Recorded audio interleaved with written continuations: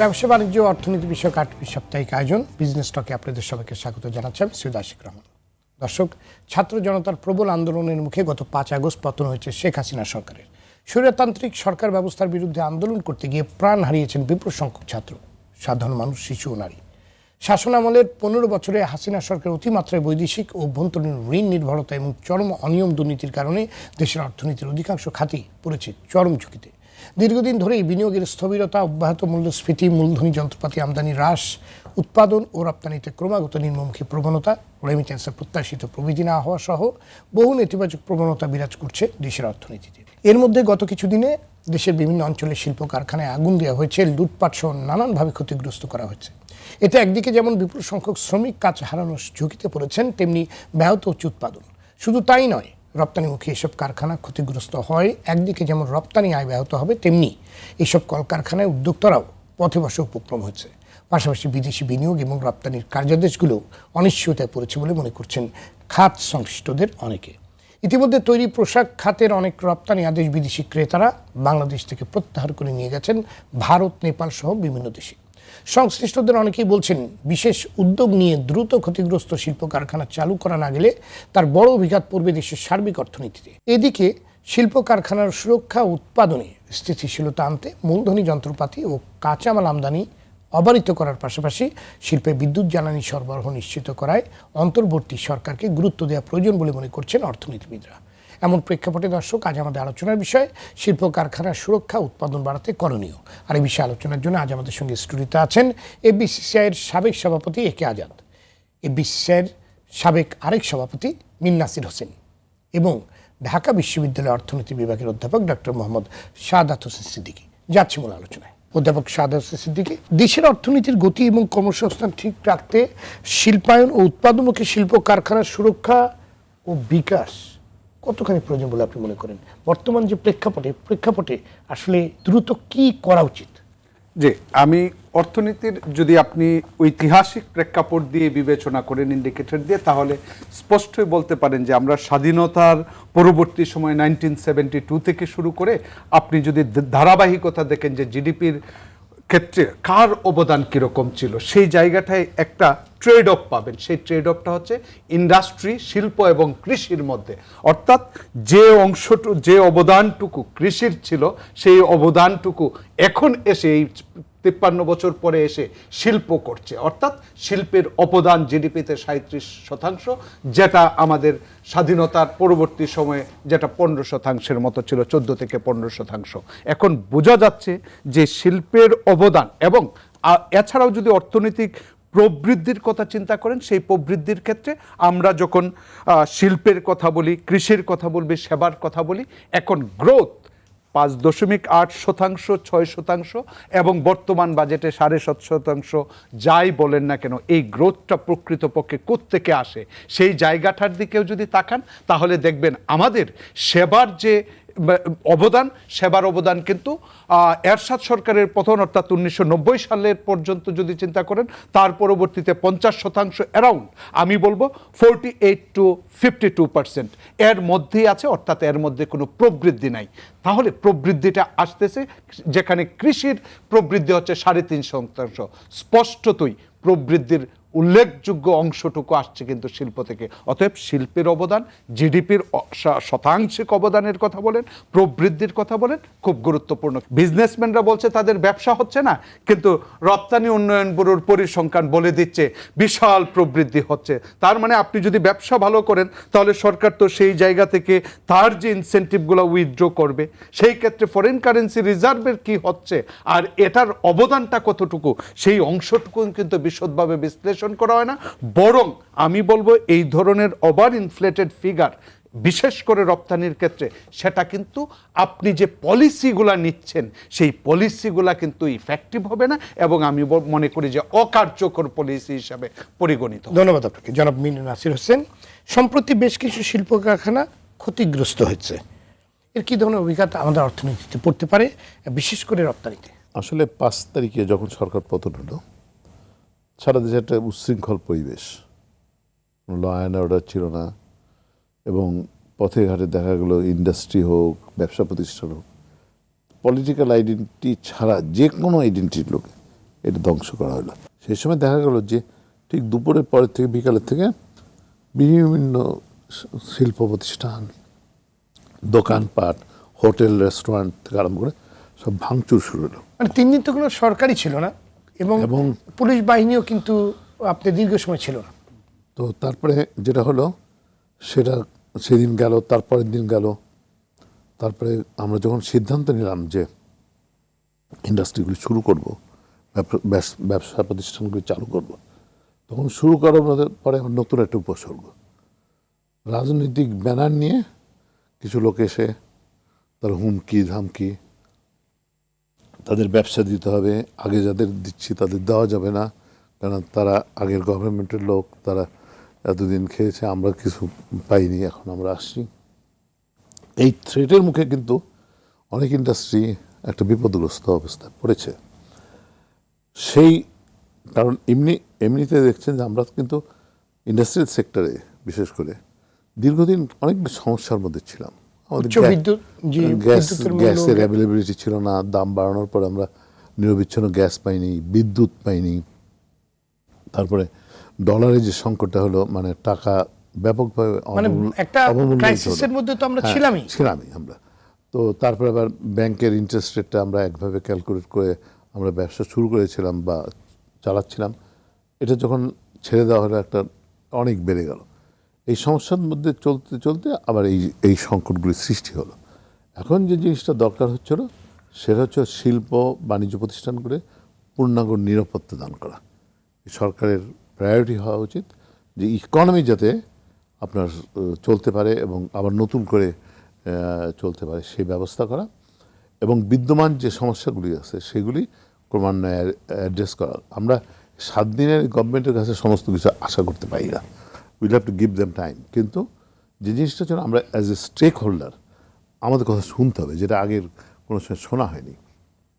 যে ইকোনমিতে উনি যে তথ্যপত্র দিলেন, সব কিছু মিলে contribution by the private sector 88% আপনি যদি ধরেন, আপনি শিল্প আমাদের ম্যানুফ্যাকচারিং ধরেন, এক্সপোর্ট ধরেন, সেটা মিলে 37-38%, একটা 13 আর একটা হচ্ছিল 24 মিলে, আর সার্ভিস সেক্টরে 51%, সব ধরলেই অ্যাবাউট 88, বাকিটা হচ্ছিল এগ্রিকালচারে 11.5%, দিস ইজ দ্য কন্ট্রিবিউশন। তো সেই সেক্টরের কথা আপনারা শোনেননি। আমরা দেখেছি যে পলিসি মেকিংয়ে, বিশেষ করে বাজেটের সময়, ফিসকাল পলিসির সময়, অন্য যে জায়গায় রয়েছে সেগুলিতে আমাদের মানে কথা শোনাই হয়নি। ব্যুরোক্রেটিক দিয়ে রাজনৈতিকভাবে তারা এটা করেছে, যার জন্যে দেখা গেছে যে অপার সম্ভাবনার দেশ বাংলাদেশ, সেটা কিন্তু আমরা পাইনি, আমরা করতে পারিনি, আমরা কাঙ্ক্ষিত পর্যায়ে যেতে পারিনি।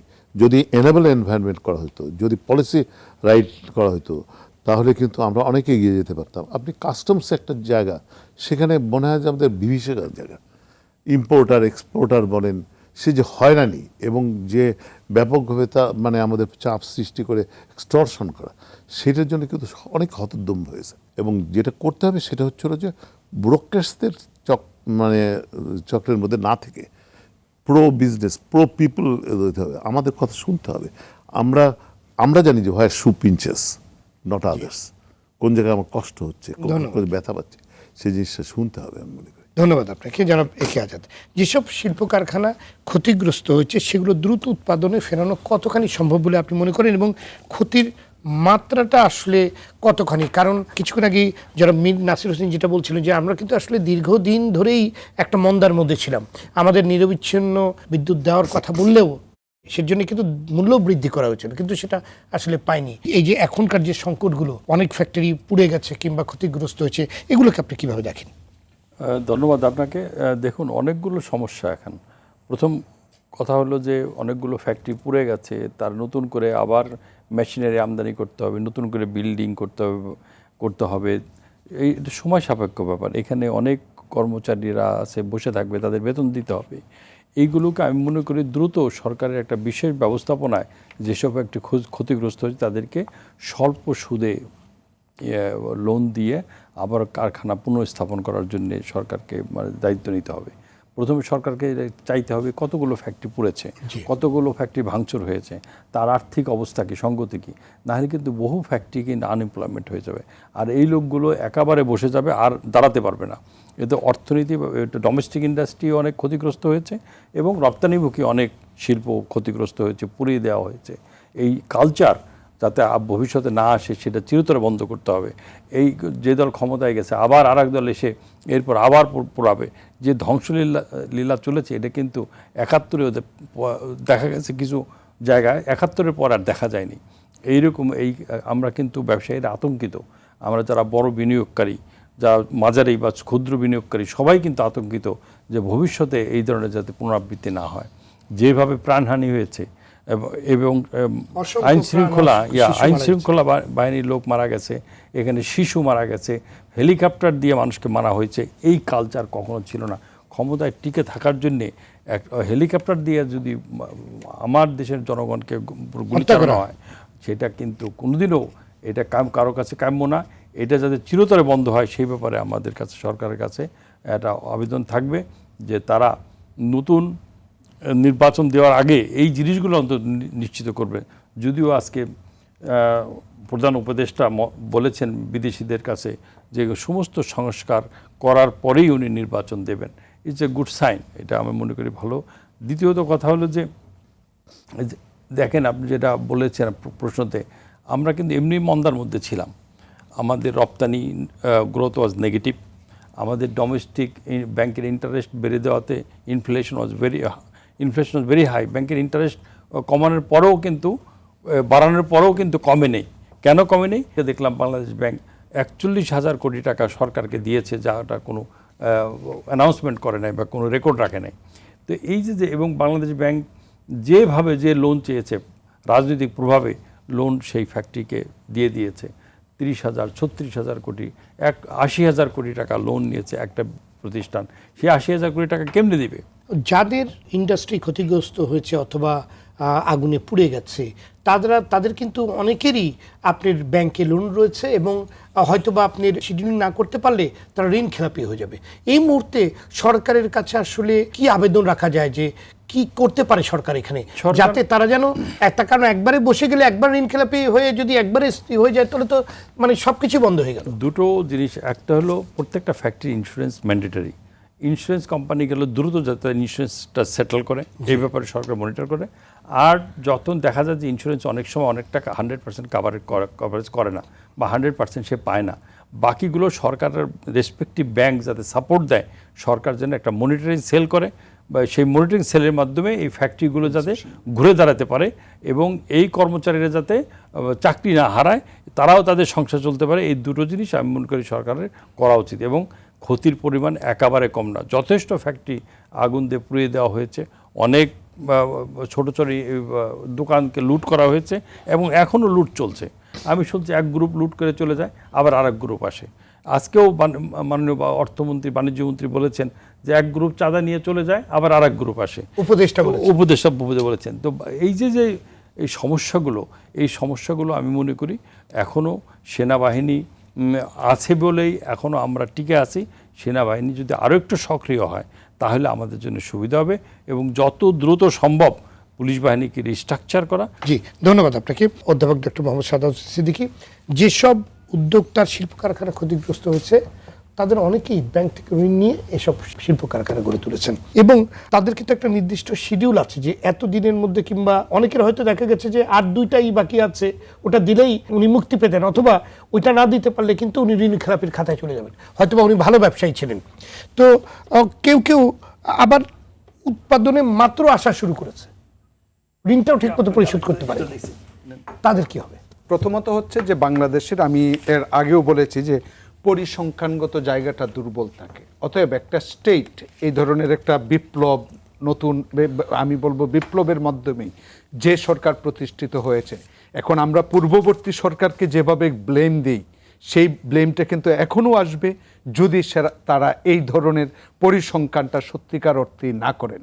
কথা হচ্ছে যে বিজনেস থেকে শুরু করে আসলে রাষ্ট্রের ভিতরে কি হয় তার পরিসংখ্যান তার বিশ্লেষণগুলা যদি রাষ্ট্র ব্যবস্থা না করে তাহলে এই সব জায়গাগুলার কিন্তু আবারও পুনরাবৃত্তি হয়। এখন আপনার বিষয়টা হচ্ছে ব্যবসার ক্ষেত্রে যে জায়গাটা, হ্যাঁ, বিজনেস মানি হচ্ছে আমি ক্রেডিট নিয়েছি, সেই ক্রেডিটের ফ্লোজ আছে যে আমি এই অনুযায়ী পরিশোধ করছি।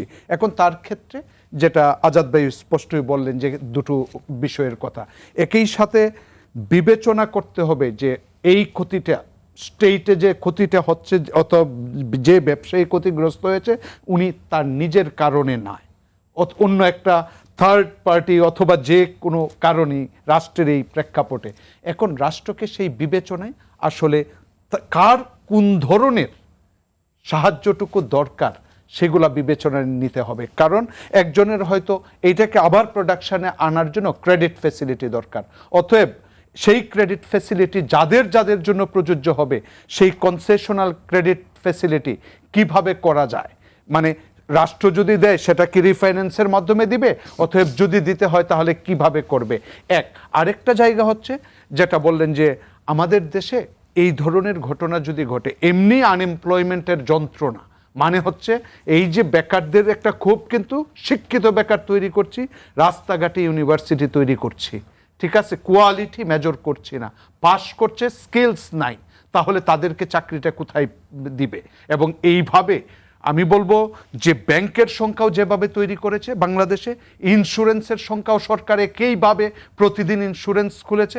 ইন্ডিয়ার সাথে যদি তুলনা করেন 150 কোটি মানুষের জন্য কয়টা ব্যাংক, 150 কোটি মানুষের জন্য কয়টা ইন্স্যুরেন্স, ঠিক একইভাবে ঘরে ঘরে পাবলিক বিশ্ববিদ্যালয় তৈরি করেছে। এই জন্যই আমি বলছি যে আসলে প্রত্যেকের এখানে কিন্তু হেটারোজিনিটি আছে, ইন্ডাস্ট্রির স্পেসিফিকেশন আছে, এক এক ধরনের সুবিধা কিন্তু তারা চাইবে এবং ফেসিলিটেট করতে হবে, সেই ম্যাপিংটা হচ্ছে ইম্পর্টেন্ট। তারপরে হচ্ছে রাষ্ট্রের যেটা বললেন যে আপনি যদি একটা সেল করেন সেই সেল থেকে কোন ধরনের সুবিধাগুলা কাদের জন্য কিভাবে প্রযোজ্য হবে সেটার জন্য বিবেচনা করতে হবে। কারণ এক হচ্ছে জিডিপির গ্রোথ আমরা ধরে রাখতে পারছি না।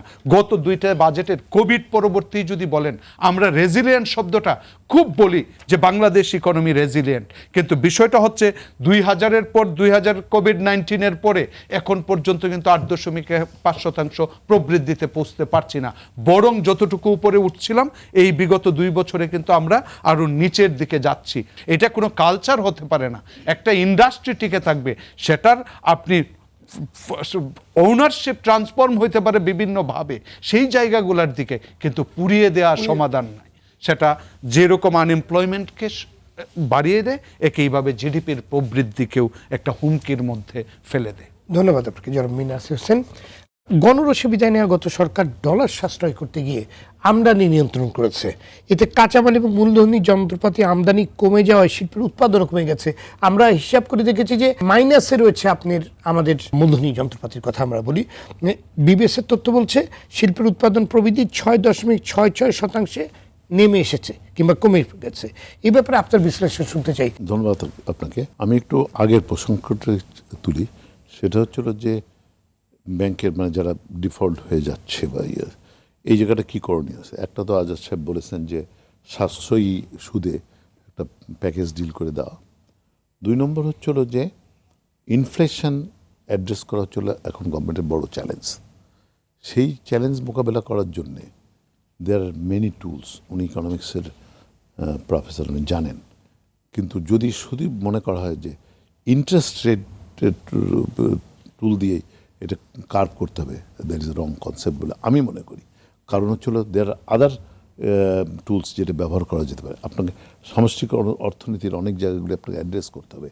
আপনার cost of doing the business আপনার কমাতে হবে। আপনার বিভিন্ন সাপ্লাই চেনের যে বিভিন্ন জায়গায় যে মানে দুর্বৃত্তায়ন হচ্ছে সেগুলি বন্ধ করতে হবে। তারপরে সিন্ডিকেশনের কথা আসে, সেটা বাস্তবে সত্যতা আছে, সেই জায়গাগুলি অ্যাড্রেস করে তারপরে শুধু ব্যাংকের সুদের কেন, ব্যাংকের সুদের আপনার 9 থেকে 14 চলে গেছে, এরপরে বেড়ে গেলে এমনি ডেট সার্ভিসিং করতে পারবে বলে আমার মনে হয় না। আর ক্লাসিফিকেশন আইনের মধ্যে কিছু পরিবর্তন আনা দরকার, কারণ একই ক্লাসিফিকেশন আইন কিন্তু একটা টার্ম লোনের জন্য একরকম, ওয়ার্কিং ক্যাপিটালের জন্য এরকম। এইটা কিন্তু দুটো একই করা উচিত, যাতে ওয়ার্কিং ক্যাপিটালের জন্য কেউ ওভারডিউ না হয়ে যায় কুইকলি 90 ডেজ পরে, কারণ ওখানে আছে 160 ডেজ 180 ডেজ। হ্যাঁ 6 মাস, এটার না 3 মাস। তো এই জায়গাটা কিন্তু মিসম্যাচ হয়, এই জায়গাটা কিন্তু লং রানে এফেক্ট করবে আর কি। এটা হিডেন, অনেকে হয়তো এক্সপোজ না এটা, সেই জন্য এইটা আমার মনে হয় অ্যাড্রেস করা দরকার। 2 নম্বর হচ্ছিল যে আপনি যে কথাটা বললেন যে রপ্তানি কমে গেছে, কারণ হচ্ছিল আমরা দেখেছি শুধু ইকোনমি নেই, টোটাল মানে গভর্নমেন্টের ইয়েগুলি একটা মিসম্যাচ হয়ে গেছে। আপনি কোনো জায়গায় রুল অফ ল ছিল না, কোনো জায়গায় ডিসিপ্লিন ছিল না। এখানে এত অ্যানোমালি, আপনি না হলে একটা লোকের কাছে 7-8টা ব্যাংক যেতে পারে, অন্য গোষ্ঠী এইটা গিয়ে এই পাবলিক মানি কিভাবে আপনার লুটতারাজ হয়েছে। কারণ হচ্ছিল যে ইসলামী ব্যাংকটা ছিল one of the largest bank এবং almost 50% of the total private sector bank. সেইটা এবং আরও কতগুলি ব্যাংক যখন এক জায়গায় চলে গেছে, ব্যাংকগুলিতে তো অন্য কারো অ্যাক্সেস ছিল না, তাহলে কী হলো, আমার উইন্ডো অফ অপরচুনিটিটা কমে গেল, সীমিত হয়ে গেল। তো এইখানে তো একটা চাপ পড়বে, এখানে লিকুইডিটি ইস্যু, টাকার মানে ডলারের বাইরেও টাকার একটা লিকুইডিটি ইস্যু এসে গেছে এই জন্যে আর কি।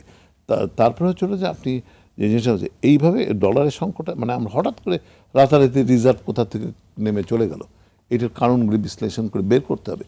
রিজার্ভ যদি না বাড়ানো যায়, রেমিটেন্সের ফ্লোটা যদি না আনা যায়, তাহলে কিন্তু আমরা এই ডলারের কথা যতই বলি হবে না, আমরা পাইনি। যার জন্য হয়েছে কি আপনি দেখেন 2টা ক্ষেত্রে খুব ঋণাত্মক হয়েছে, এটা ক্যাপিটাল মেশিনারি আর হচ্ছে হলো র মেটেরিয়ালস। এতে হয়েছে কি মানে অন্যান্য যে উপসর্গগুলি ছিল গ্যাস বিদ্যুৎ সাথে এটা যোগ হওয়াতে প্রোডাক্টিভিটি কিন্তু অ্যাজ এ হোল দেশে কমে গেছে।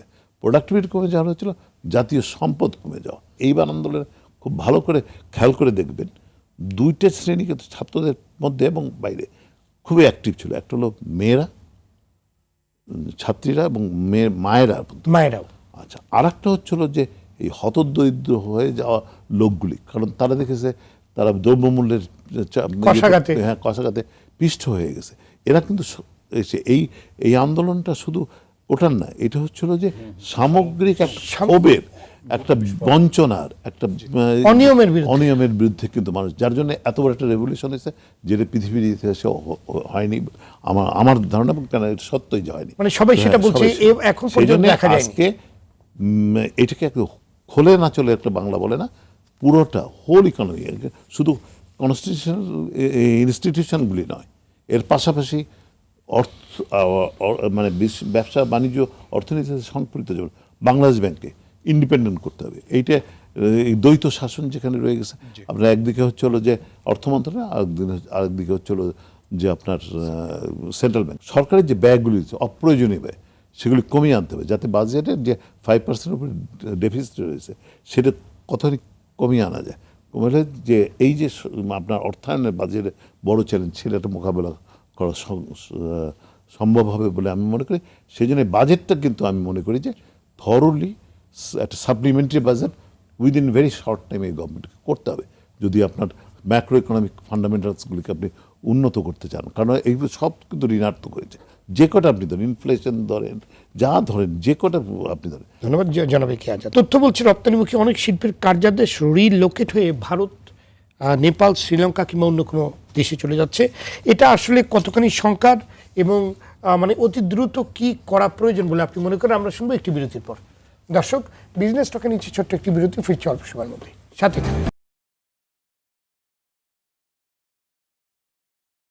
দর্শক, বিরতির পর আপনাদের আবারও স্বাগত। দেখছেন ব্যবসা বাণিজ্য বিষয়ক আলোচনা অনুষ্ঠান বিজনেস টক, সঙ্গে আছে আমি সৈয়দ আশিক রহমান। আজ আমরা আলোচনা করছি শিল্প কারখানার সুরক্ষা, উৎপাদন বাড়াতে করণীয় নিয়ে। আমরা ফিরছি আলোচনা। জনাব কে আজাদ, বিরতির পূর্বে যে প্রশ্নটি আপনার কাছে ছিল, যে তথ্য বলছে রপ্তানিমুখী অনেক শিল্পের কার্যাদেশ রিলোকেট হয়ে পার্শ্ববর্তী অন্যান্য দেশে চলে যাচ্ছে, এটা আসলে কতখানি সংকট এবং করণীয় কি? এটা অত্যন্ত সংকট, কারণ এটা আমরা কিন্তু দীর্ঘদিন বলে আসছি। আমাদের দীর্ঘদিন গ্যাস এবং বিদ্যুতের যে সমস্যাটা, এটা একটা চরম আকারে ধারণ করছে। আমাদের যখন বিদ্যুতের দাম এবং গ্যাসের দাম বাড়ানো হয়, তখনই সরকারের সাথে আমাদের ব্যবসায়ীদের শর্ত ছিল নিরবিচ্ছিন্ন গ্যাস এবং বিদ্যুৎ দেবে, যার কারণে আমাদের গ্যাসের দাম বিদ্যুতের বাড়ানো হয়, কিন্তু আমরা নিরবিচ্ছিন্ন গ্যাস এবং বিদ্যুৎ পাচ্ছি না, যার জন্যে আমাদের বিকল্প ডিজেলের উপর নির্ভর করতে প্রোডাকশন কস্ট আমাদের অনেক বেড়ে গেছে। এটা ডোমেস্টিক ইন্ডাস্ট্রির ক্ষেত্রেও এটা অসহনীয় হয়ে যাচ্ছে, এবং যারা বিদেশে রপ্তানি করে তাদের জন্য আবার যারা আমাদের শ্রমিকদের বেতন বাড়াতে হয়েছে, যার জন্য অনেক ইন্ডাস্ট্রি কিন্তু বন্ধ হয়ে যাচ্ছে। অনেক বড় বড় ইন্ডাস্ট্রি বন্ধ হয়ে যাচ্ছে এবং ঋণে জর্জরিত হয়ে যাচ্ছে। জি। আমরা আরেকটা সমস্যা হচ্ছে আমরা 9% শিল্প কারখানা করেছিলাম, এখন সেটা 13-14 করেছে। এবং গভর্নর সাহেবের সাথে আপনি জানেন 2 দিন আগে কথা হলো, উনি বললেন যে আমি ইনফ্লেশন আমাকে কন্ট্রোল করতে হবে এবং আমার ইন্টারেস্ট বাড়াতে হবে এবং সে তাহলে আমরা এই যে দীর্ঘদিন 9-6 যে একটা জায়গায় ছিলাম, that was wrong conception, that was the wrong, because এটা অর্থনীতিকে চাপিয়ে রাখা যায় উচিত না কখনো, তার আপন গতিতে চলতে দেওয়া উচিত। কখনো যদি আপনি তার পরিপ্রেক্ষিতে দীর্ঘদিনের পুঞ্জীবিত সমস্যাগুলো যাওয়ার কারণে আজকে এটা হয়েছে। সেই কারণে আমি মনে করি যে আমাদের নাসির ভাই কারেক্টলি পয়েন্টেড করেছে যে ইন্টারেস্ট রেট বাড়িয়ে দেওয়া, ইনফ্লেশন কন্ট্রোল করা, that is not only the tools, lot of things আমাদের এগুলো চিন্তা করতে হবে যে আমার যদি কস্ট অফ ডুইং বিজনেস বেড়ে যায়, আমার ডোমেস্টিক ইন্ডাস্ট্রি তখন ডোমেস্টিক পণ্য কেউ কিনবে না, সবাই আমদানি করবে এবং আমদানি ডলারের দাম আরও বেড়ে যাবে। আবার যদি আমি রপ্তানি পণ্য প্রোডাকশন কস্ট বেড়ে যায়, আমি একটা এক্সাম্পল আমি সব জায়গায় দিচ্ছি, সেটা আমি পড়ে শোনাচ্ছি আপনার জন্যে, যে আমার পার্শ্ববর্তী দেশ ডোমেস্টিক ইন্ডাস্ট্রি যদি কেউ শিল্প কারখানা করে তার জন্য কত সুযোগ সুবিধা পার্শ্ববর্তী দেশ করে দিচ্ছে। আপনি আমার কাছে এটা ওয়েবসাইটের থেকে নেওয়া 5টা state of India, Karnataka, Orissa, Andhra Pradesh, Bihar, Gujarat, এইসব জায়গায় যদি কেউ বিনিয়োগ করে তাহলে তার ক্যাপিটাল মেশিনারি যদি কেউ আমদানি করে উড়িষ্যায়, সেখানে 50 কোটি টাকা ম্যাক্সিমাম তারা দিবে গভর্নমেন্ট। এটা মানে গভর্নমেন্ট 50 কোটি টাকা দেবে, 50 কোটি টাকা দেবে। তার অ্যাসেট, যেসব ফিক্সড অ্যাসেট করতে মানে ল্যান্ড সহ আরও যদি কিছু করে 25% পর্যন্ত গভর্নমেন্ট দিবে। তারপরে কেউ যদি একটা ফিমেল ওয়ার্কার এমপ্লয় করে তার 6,000 রুপি গভর্নমেন্ট দিবে এবং মেন যদি মেল করে তাহলে 5,000 রুপি গভর্নমেন্ট দিবে 5 বছর পর্যন্ত। তো এইরকম প্রত্যেকটা, এবং অনেক জায়গায় স্টেটে আছে বিদ্যুৎ ফ্রি দিবে বা সাবসিডাইজ রেটে দিবে, পানি সাবসিডাইজ রেটে দিবে। এইরকম করে এই 5টা দেশে যাতে কান্ট্রিতে যাতে স্টেটে যাতে বিনিয়োগ হয় সেই সংস্থা করে দিচ্ছে। আর আমার এখানে বিদ্যুৎ নাই, গ্যাসের সমস্যা, বিদ্যুতের লোডশেডিং 5 থেকে 6 ঘন্টা লোডশেডিং, সেটা এখন অবশ্য অনেকটা কমে আসছে, 2 ঘন্টা পর্যন্ত চলে আসছে। তো এইটা যদি নিরবিচ্ছিন্ন গ্যাস না দেওয়া যায়, বিদ্যুৎ নেওয়া যায়, ইন্টারনেট রেট কন্ট্রোল না করা যায়, তাহলে আর একটা হচ্ছে আইন শৃঙ্খলা যদি দ্রুত সময়ের মধ্যে এটা নিশ্চিত না করা যায়, তাহলে বিদেশিরা তাদের যে অফিস আছে এখানে তারা কিন্তু অনেকগুলো অফিসের বিদেশিরা চলে গেছে এবং আসতে শুরু করেছে। তারা কিন্তু ক্লোজলি অবজার্ভ করছে আমাদের এই বাংলাদেশের এনভায়রনমেন্ট, অবজার্ভ করছে সরকারকে এই দিক। তারপর আমি মনে করি আমি সেনাবাহিনীকে ধন্যবাদ জানাই, আমি ধন্যবাদ জানাই অন্তর্বর্তীকালীন সরকারের প্রত্যেকটা লোক আন্তরিকভাবে কাজ করছে। যে যখনই সমস্যা হচ্ছে সেনাবাহিনীর নাম্বার দেওয়া আছে, দ্রুত তারা চেষ্টা করছে রেস্টোর করতে। কিন্তু পুলিশের কাজ তো আর এটা সেনাবাহিনী সম্ভব না। তবে এটা যত দ্রুত সম্ভব তত আমাদের কাস্টমারদের আস্থা ফিরিয়ে আনাটা, যে যত বিদেশি কাস্টমার এখানে আসে তাদেরকে অন্তত একটা কনভিন্সিং অ্যাড্রেস করা তাদের উপরে, তাহলে আমরা আমাদের যে অর্ডারগুলো বাইরে চলে যাচ্ছে সেগুলো আমরা কমাতে সক্ষম হব, নিশ্চিত করতে পারবো। জি, ধন্যবাদ আপনাকে অধ্যাপক ডক্টর মোহাম্মদ সাদ হোসেন। আমাদের আলোচনা একদম শেষ পর্যায়ে, আমরা পরামর্শটাই চাবো যে এই যে বর্তমান যে প্রেক্ষাপট, এবং সত্যি কথা বলতে চাকা না ঘুরলে তো আমরা মানে একদম ভঙ্গুর অর্থনীতির জায়গায় চলে গেছি, সেগুলো তো চেঞ্জ হবে না। তো সেক্ষেত্রে দ্রুততম সময়ে যদি স্বল্পমেয়াদী এবং দীর্ঘমেয়াদী যে করণীয়টা সেটা যদি সংক্ষেপে আলোচনা করি। জি, আমি প্রথমে বলবো যে বাংলাদেশের সবচেয়ে বড় যে স্ট্রেংথ সেটা হচ্ছে যে আমাদের খাদ্যটা উৎপাদন হয়, কিন্তু জানেন যে এর মধ্যে আমাদের যে 5টা সার কারখানা রয়েছে সেগুলাও কিন্তু 3টা গ্যাসের কারণে বন্ধ রয়েছে, বিশাল একটা ইম্পোর্ট করতে হয়। অতএব এটা যদি রাইট টাইমে ফরেন কারেন্সির সংকটের কারণে যদি কোনো কারণে ব্যাহত হয় সেটা কিন্তু খুব একটা রিস্ক ফ্যাক্টর। এটা সচেতন, মানে আমি বলবো কনসার্নড ইস্যু হিসাবে বিবেচনা করতে হবে এবং দেখতে হবে। আরেকটা জায়গা হচ্ছে উৎপাদনের জায়গাটা আমাদের ধরে রাখতে হবে, বলতে কি যেটা আমরা আরএমজির কথা বলি, সেই জায়গাটাকে আরও অবজার্ভ করতে হবে, সূক্ষ্মভাবে বিশ্লেষণ করতে হবে। কারণ আমাদের যে উৎপাদন, এখানে যদি এক্সপোর্টটা কমে যায় ফরেন কারেন্সিটা প্রেশারটা কিন্তু ক্যাপিটাল মেশিনারি আমদানি কমেছে 24% compare to last year. Last ইয়ারও আপনার কম ছিল, কমে গেছে, তারপরে আরও কমেছে, আরও 24% কমে গেছে। আপনি শিল্পে ব্যবহৃত যে কাঁচামাল, অর্থাৎ এক্সিস্টিং ইন্ডাস্ট্রি, আমি র মেটেরিয়াল আনতে পারতেছি না, তার পরিমাণ কমে গেছে 16%। অর্থাৎ এই যে এক্সিস্টিং ইন্ডাস্ট্রি তার মানে বন্ধ হয়ে যাচ্ছে, আমি র মেটেরিয়াল আমদানি করতে পারছি না, আমার এমপ্লয়মেন্ট হচ্ছে না। প্রতি বছর আপনার 30 লক্ষ লোক নতুন করে কর্মসংস্থান আসে, শিক্ষিত অর্ধশিক্ষিত সমস্ত কিছু লোক।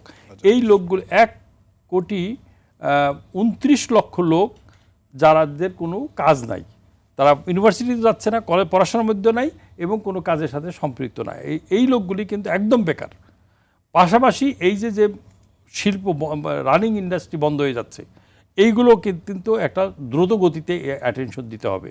তা আমি মনে করি অন্তর্বর্তী সরকারের কাছে অনেকগুলো দায়িত্ব পড়ে গেছে, অনেকগুলো কত দিনে কত করতে পারবেন আমরা। তবে ব্যবসায়ী কমিউনিটির পক্ষ থেকে আমরা বলতে পারি, আমরা অন্তর্বর্তী সরকারকে সব ধরনের সাহায্য সহযোগিতা করার জন্য আমরা প্রস্তুত আছি। ধন্যবাদ।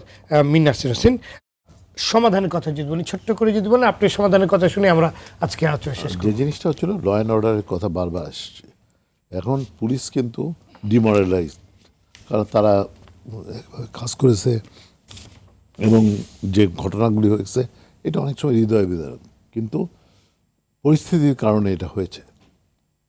তো পুলিশ ছাড়া দেশ চলতে পারে না, পুলিশকে সুগঠিত করতে হবে, কনফিডেন্স ফিরিয়ে আনতে হবে। এবং আমরা ইতিমধ্যে সেনাবাহিনীর যত মিটিং হয়েছে, যে কথা সেনাবাহিনী প্রধান বলেছেন যে দ্রুত তারা ব্যারাকে ফিরে যাবে, পুলিশ যখন মাঠে নামবে। আমরা বলছি না, স্ট্রাইকিং ফোর্স হিসাবে তাদের আরও কিছুদিন থাকতে হবে, তাহলে অবস্থার উন্নতি হতে পারে, একটা স্টেবল জায়গায় আনতে হবে। তার জন্যে আমি মনে করি যে বর্তমান সরকার একটা ব্যবস্থা নেওয়া উচিত যে পুলিশকে রিঅর্গানাইজ করতে কিন্তু সময় লাগবে, তাদের মোরালকে ডেভেলপ করতে আরও সময় লাগবে। এই পিরিয়ডে একটা ভ্যাকিউম যাতে না হয়। সেনাপ্রধান ইতিমধ্যে বলেছেন যে পুলিশ যখন কাজে ফিরে আসবে সেনাবাহিনী ব্যারাকে চলে যাবে, কিন্তু আমরা কিন্তু তাদেরকে একটা মেসেজ দিয়েছি যে না, আরও কিছুদিন থাকতে হবে স্ট্রাইকিং ফোর্স হিসাবে। কারণ দেখা গেছে যে আইন অনেক সময় নিজেরা হাতে তুলে নিচ্ছে, সেখানে পুলিশও সেভাবে অ্যাক্টিভ হতে পারছে না, যার জন্য একটা দেখা তাদের কিছুদিন আরও সাপোর্ট দিতে হবে। আমি মনে করি যে তাদের কিছু সাপোর্ট দিতে হবে, তাদের ইন্ডাস্ট্রিয়াল এরিয়াতে যে টহলটা হচ্ছে এবং যে ডিপ্লয়মেন্ট আছে সেটা রাখতে হবে, এবং অন্যান্য জায়গায় যাতে আইন ডাকাতি থেকে আরম্ভ করে অন্যান্য জননিরাপত্তার বিষয়গুলি যাতে অ্যাড্রেস করতে হবে, সেই জন্য আমি মনে করি যে আর সেনাবাহিনীকে আরও কিছুদিন থাকতে হবে। কারণ সেনাবাহিনী যে রোল এবার প্লে করেছে ফেনোমেনাল, এটা না হলে আজকে যে কোথায় যেত আমি জানি না, আল্লাহ জানে। তো আমি তাদেরকে ধন্যবাদ জানাই অন্তরের অন্তঃস্থল থেকে।